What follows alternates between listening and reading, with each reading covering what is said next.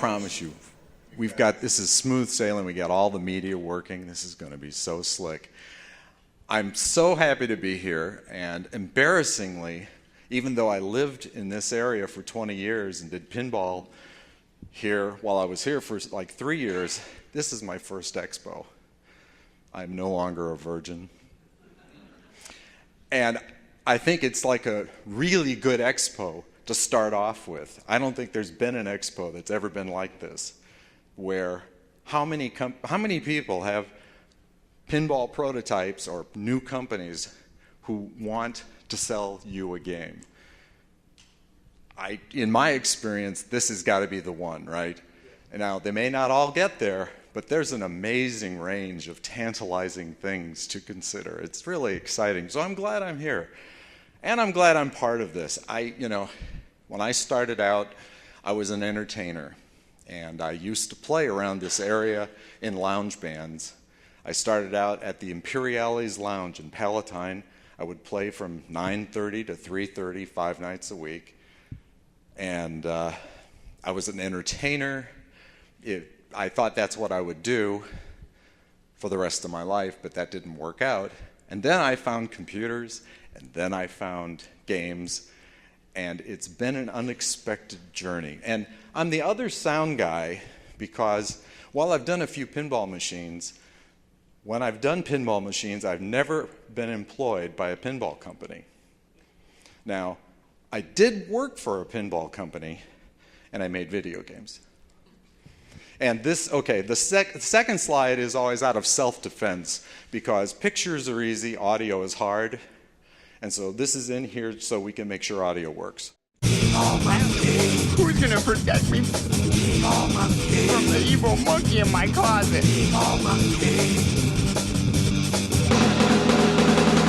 All right, in my closet. Holy crap! No, I'm Crit. Hey, Twinkie.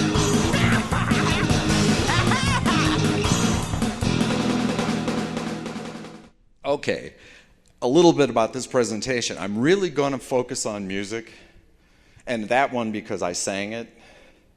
And then, of course, Seth Green, who's the guy from Family Guy, I took speech from the TV show and I warped it so that we could do a duet. But I'm going to concentrate on music assets because they're much easier to present. This is a short presentation.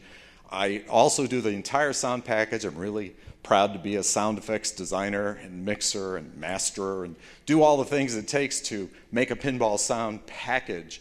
But I'm just going to mostly show you music things because I'm really proud of writing music and I love to write music. That picture is from a book that was written by that guy. That's Tim Skelly. And the very first coin-op game I ever worked on was his first game for Gottlieb. And he got in big trouble for that picture. See, because that's at the Bensonville plant, and those are games on the line being burned in.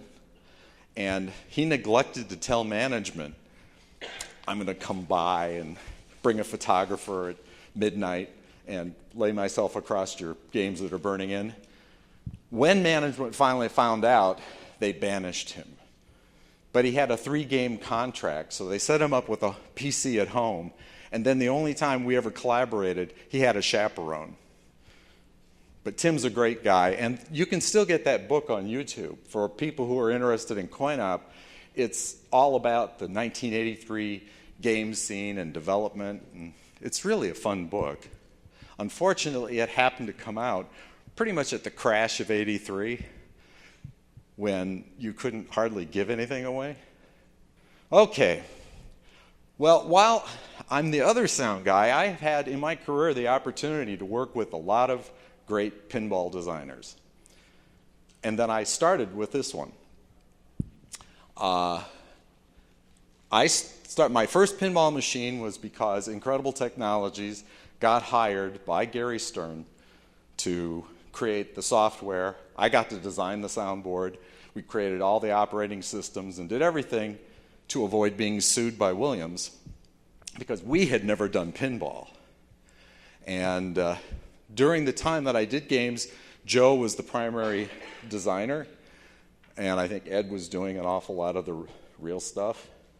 And I had to put, since that was the only picture I had to call a friend of mine who's still at Stern, who's still my friend, and tell me, who is that other guy? I know him, but it's been 30 years. That's Lou Rudolph. Okay.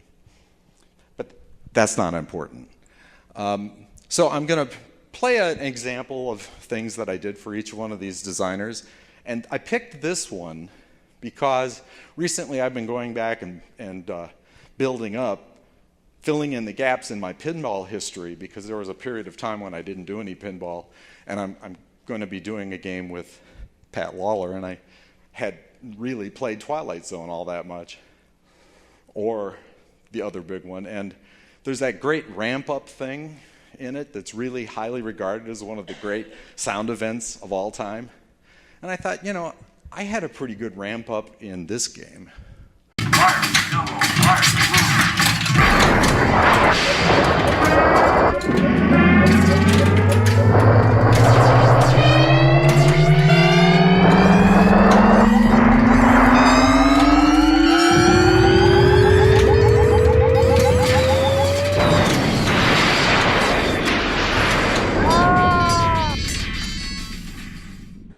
Thank you. And frankly, I do owe a lot of that to the designer, Joe, who really was the most annoying client I've ever worked with. But sometimes you really need to be annoyed into doing your best work. And I would create, you know, it's the big event. I'd give it to him. Now, bigger. We went through, I think, 3 phases of bigger. So that was Joe. I took a few years off, and then I resumed my pinball career with this guy. Everybody knows who Dennis Nordham is, and he's a terrific guy. And I wrote this for there was different music for a lot of different things. When the balls went into the pop bumpers, you went into a battle sequence, like a sword fighting sequence from an Errol Flynn film, so I got to write this. This is the left orbit. Here's the here's the flippers, right? Here's the left orbit, and the left orbit goes up like this underneath underneath the exit of this back here. It goes like this, and then into the top popper here. Okay, I didn't write that, but that's another great collaborator, Dwight Sullivan. See, I hadn't done a pinball for 17 years, and Dennis's design was like whacked. It was very complicated. So this isn't the way we collaborated most of the time. That's the only time I've ever had somebody point out things on a blueprint.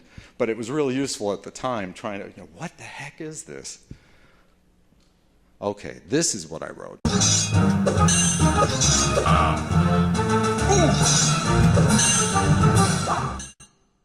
Okay, these are short because this is a short presentation.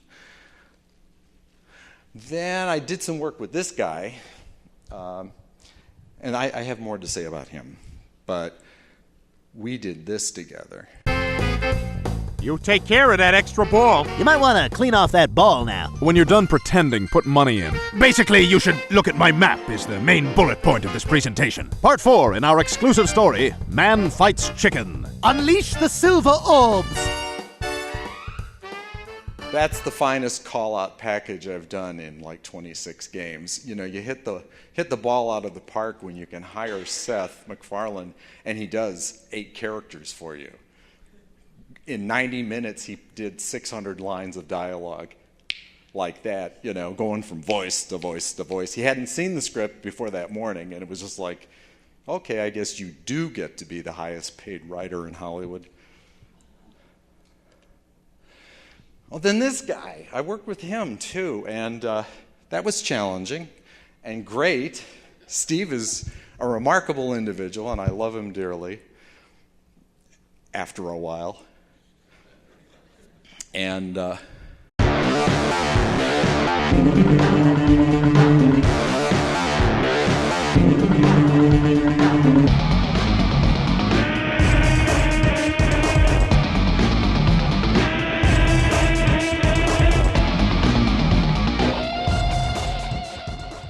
And anybody who's played a Steve Ritchie game understands that's in the zone of Steve Ritchie music. But see, I had missed the golden age of pinball, and when I first started working with Steve, I didn't understand what Steve Ritchie music was because I hadn't played Black Knight. So the first 5 things I submitted, it was like, I like that, Dave, but we can't use that. What can you use? Well, it's got to be like this. Just like this, okay? And it wasn't that it was an unreasonable request, but I needed more. So I finally loaded up some of his games on PinMame and played them, and I go, oh, that's Steve Ritchie music, okay. And I actually didn't write Steve Ritchie music, but I think I'm in the ballpark. And he was happy, and I was happy, and I was proud of Spider-Man. I thought it worked. Now, John is a great designer. And when I built this presentation, it never dawned on me. I've done 6 games for John. I've done more games for John than anybody else I've ever done for. And I've loved some of the products. I think they're great. So I said, okay, even this is a short presentation, well, I couldn't do it with just one, so I built a montage. That's the only audio asset in this entire thing I didn't do. That's from Team America, South Park guys.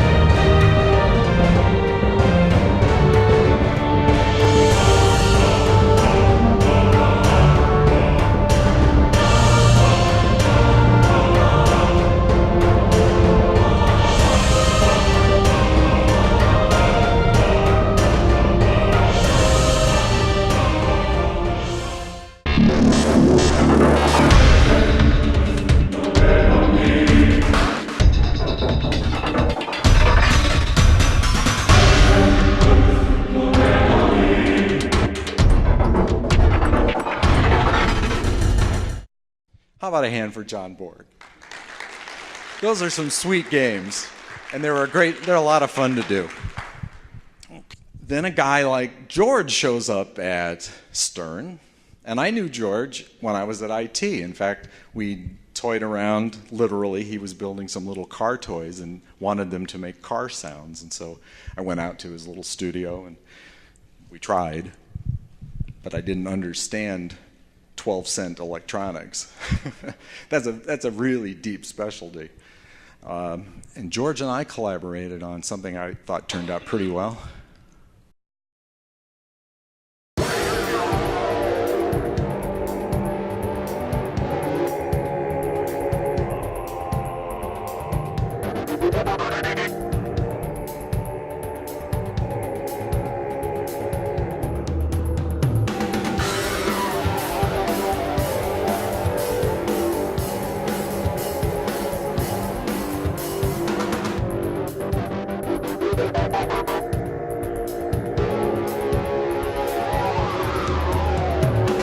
was a fun one because you could buy two different models of the game. You could either buy the villain version of the game, which was the Decepticon, and so main play was that, or you could buy the other one, which was whatever his name was, the good guy, and he had a completely different theme. But clearly that was the bad guy, not George.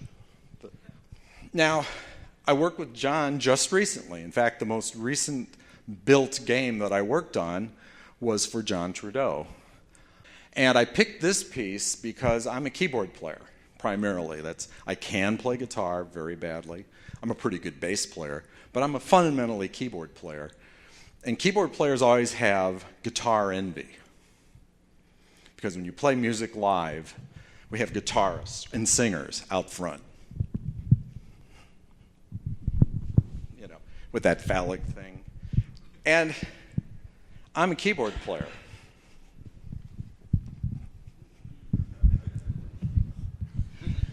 For some reason, I seldom get the babes.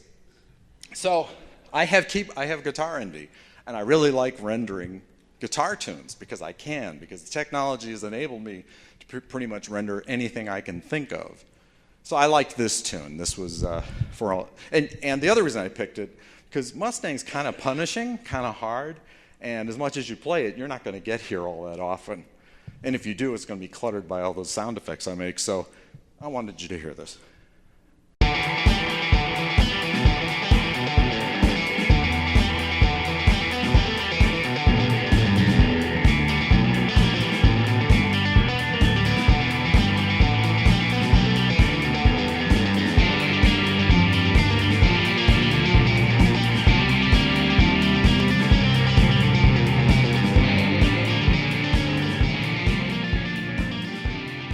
That's a happy multi-ball, you know? Cool.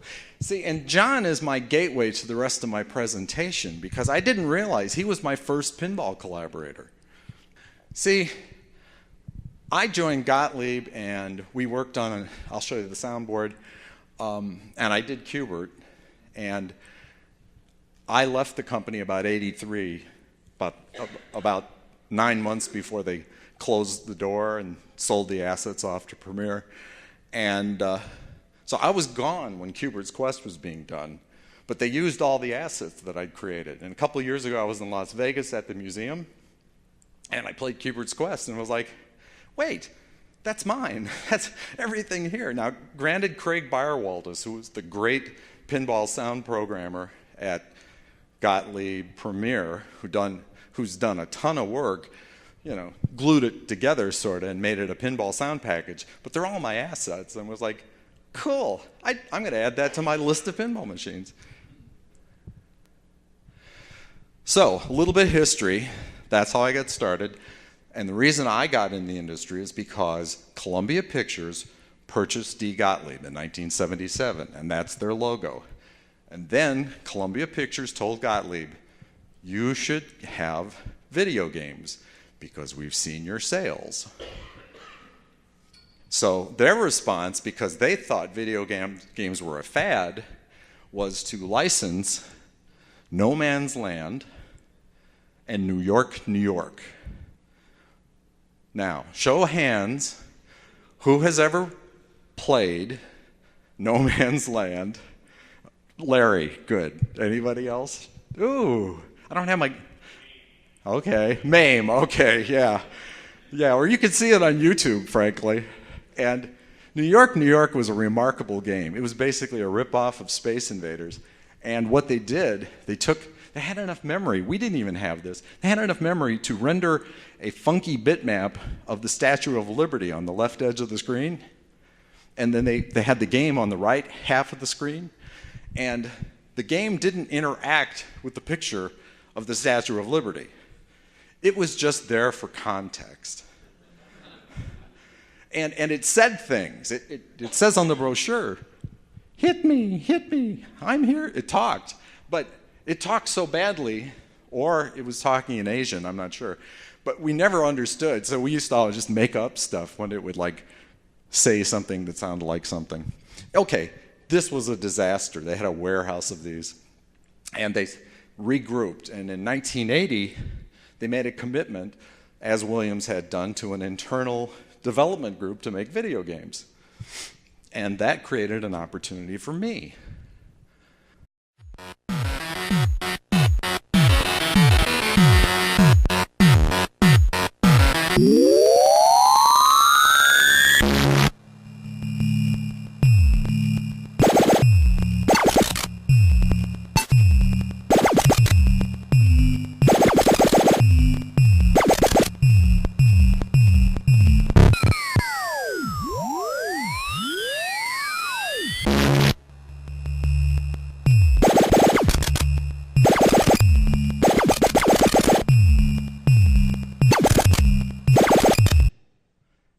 Yeah. And so pinball is like dominating my career even at that time, because then in Reactor you see those little things on the walls. Those were drop targets. Okay, so 1980, the Gottlieb soundboard, and a mighty soundboard it was. It was developed for Mars. I am Mars, god of war. Except that it was a synthesized speech thing, so it was more like, I am Mars, god of war. and just to put some context into what pioneers we were, that big board had 4K of EEPROM, 1 megahertz 6502, 128 bytes of RAM, an 8-bit DAC, a converter that turned numbers into wiggles, volume wiggles you fed to a speaker. And I did a bunch of games.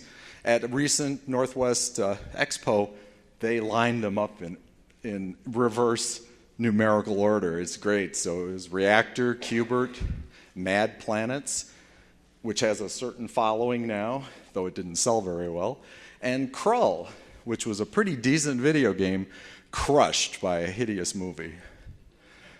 It was my first run-in with real licensing. Be careful what you ask for. But see, we were owned by Columbia Pictures, and they owned that turkey. And the SC01 Votrax chip, speech synthesis chip, produced by the Federal Screw Works. And there is no small irony in the name of that. If you've ever tried to use the Votrax chip. So, I have a revised Qbert story. I've told this story at least 5 other times in front of people. And something happened since the last time I told this story. So, Tim Skelly was doing his first game for Gottlieb, and management knew they had a talking soundboard because they'd heard it talk from Mars, God of War. So they told me, the video game sound guy, we want Reactor to talk. And the only development tools to make Reactor talk was the dictionary, because you had a list of the phonemes the chip could make, and so you go into a dictionary, revised your view of what phonemes are, and tried to find the mapping between what the dictionary thought phonemes were and what the Votrax chip thought phonemes were. And one of the things they wanted it to say was 10,000 bonus points. Well, that's the way they wanted it to say it. So I set, I'm a junior sound engineer, and I said, okay, I'll make it do that. And I tried. I really tried hard. I did the obvious thing, but that didn't sound right. And then I tried the not obvious thing. And I did this for several days. And then there's this phenomenon called habituation, where if you keep doing something long enough, eventually you think it's doing it. So then somebody would walk through the lab, and I would grab them and say, come here, come here, come here, come here. And I'd go to my keyboard, and I'd press the button, and I'd play it for them. And they would say, what are bogus points? And so, go away, go away, go away, come back. So after about 3 days of literally banging my head against the wall, I had a hardware tech named Chris Brewer who supported me, and we were sitting around moaning about, this is ridiculously hard, and I don't think the chip can say it. Screw it. Let's just put random numbers into the chip. Now,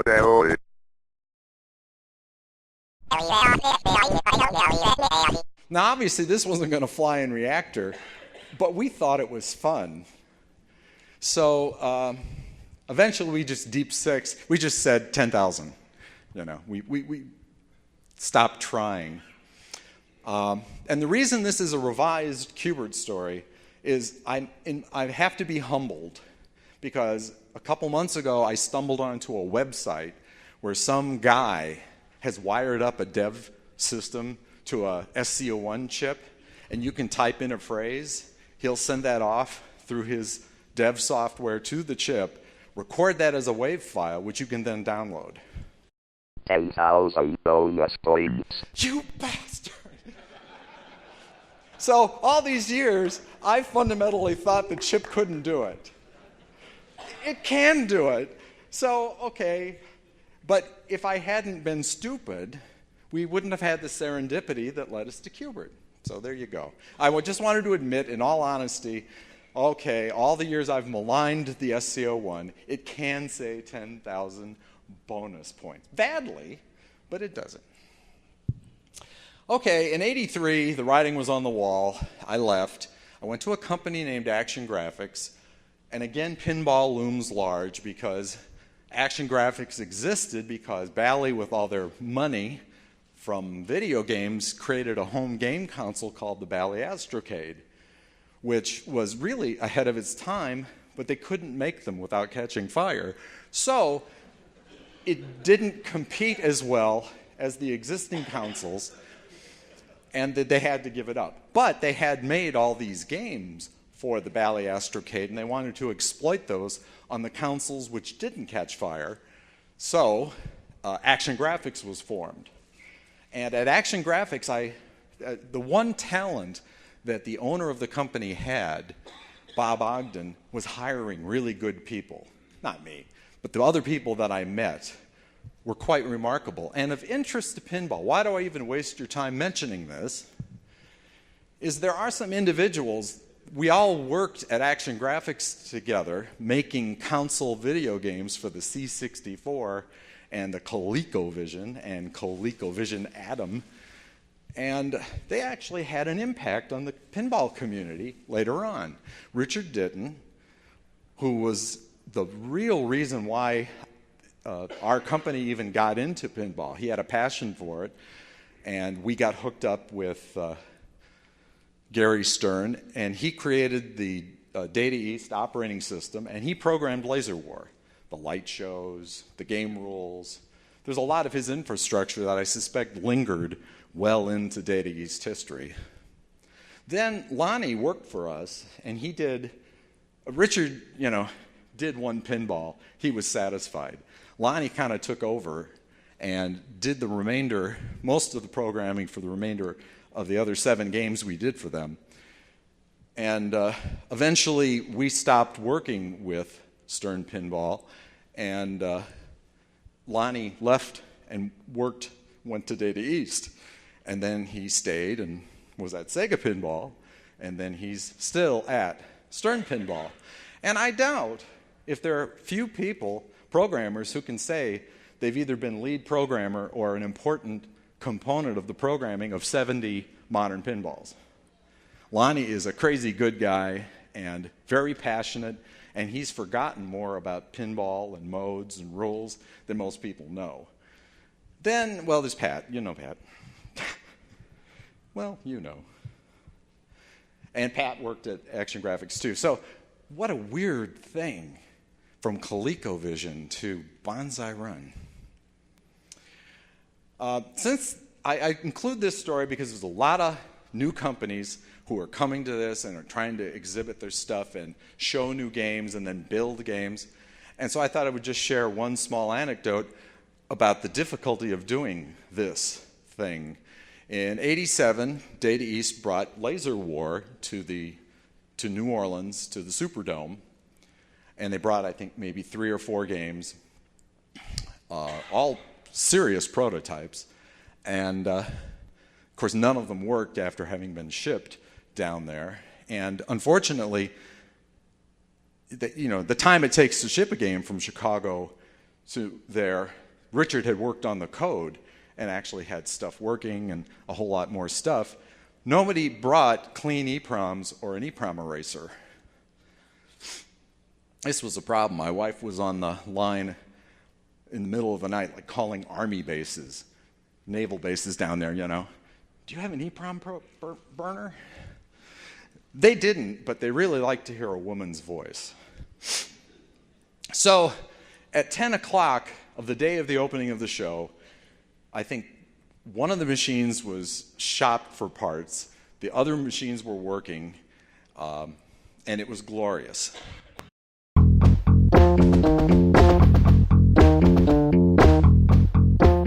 Except for one problem. We used really good amplifiers on our board because I spec'd the board, and they were Toshiba amplifier, clean 12 watts, and we had 3 of them, and they were wired in stereo with the center speaker, 2.1. And it was something nobody had done to that point. Williams had their $75 soundboard going through 3 $1 amplifiers. Never a good idea. I didn't do that. So this was amazing in the hall, you know, this sound that went out in there, except that after people started playing the games, the music stopped. The sound effects kept going, speech call-outs worked, but the music would drop out. Now, I've been in coin-op for some time, and I knew about testing, and I had tested, the technical term is the bejesus, out of this code, and I didn't see how that could possibly happen. And it was really disturbing. Then we isolated it to the games that were turned on loud. When the ball went up into the pop bumpers, the music stopped. The pop bumper was a big gnarly sound. So, cut to the chase. What had happened was they didn't have the power system done yet, so the soundboard ran off its own switching power supply. And these amps, which were quite powerful, demanded a fair amount of current off the 12-volt supply. Well, that was fine when I was testing it in my office, but when we cranked it to Superdome volume and you hit the pop bumper, that crowbarred the power supply. So the whole sound system went dead until the reset occurred. The automatic circuit breaker went off in the power supply, restoring sound to the game, except, of course, it didn't know, hey, I should be playing music. I was exonerated. That's the whole point of this story. It was hardware. It always is. So we did 8 games. I did those 5, and I'm sure we're running out of time, so I didn't no examples. And then in 1993, I headed to the Northwest. I was hired by Microsoft Research to ply my trade at using sounds in non-entertainment products. I stopped doing that in 2000. I took a few years off, and then Chris Grenner decided to retire and become a financial consultant. And Pat had a game coming up, and Pat said, let's see if we can hire David. But Pirates got done first. But yeah, I owe a lot of this to Pat, because, you know, there's a lot of guys, and so I started my career doing this, and I've done a few games. Now, we're going to close this off. This is the last thing. This is the only thing in this presentation that I've ever done before, and I did this in June. A lot of people, who's played Star Trek? Who's gotten into Star Trek or Klingon multi-ball? Yeah, it's not that hard. Well, when I wrote that song, the notion was, you know, those Klingon guys, they're pretty lusty guys, and they probably the night before a battle go down and chug down a few Romulan ales and sing hearty battle songs. So the tune for this mode, Klingon should be singing. And it's a lot easier to do research for things like this now that we have YouTube. So I found this clip of this actor named Robert O'Reilly as Gowron, and he's singing a phrase which includes the notion of surrender. Now, keep that in mind. Bijech, bech. Don't look at me that way. Cho. Okay? And so I thought, okay, technically, Technically, the phrase is if you don't surrender, but for the purpose of our thing, it's surrender. So you're running into Klingons during this battle mode where they're just kicking your ass saying surrender, and they're singing it, okay? So let's do it. Let's hear it one more time. Bijech, bech, cho. Okay. Bijech, bech, cho. This is important.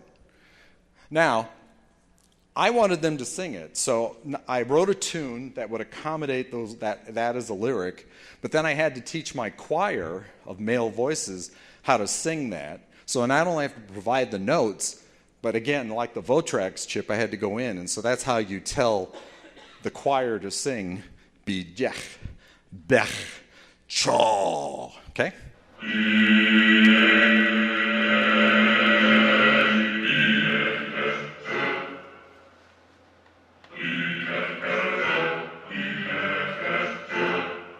It's a little syncopated. Okay, now, let's sing along. I got one more version of it. This is the whole thing with the music, and we're going to flash the syllables up there so you can sing along, but first we're going to try it. It's B. What could be simpler? Bech. Good, good. You've had your milk products. B-J. Bech. Cho. That's a little more challenging at tempo, but give it a shot.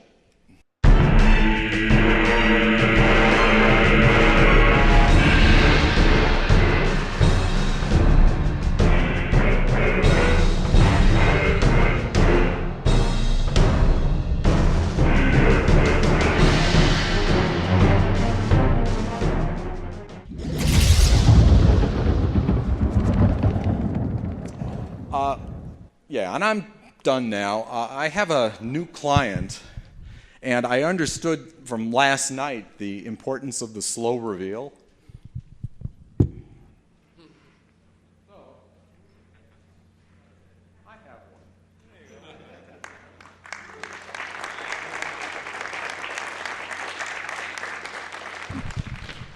Yeah, and I am done here. Let's see.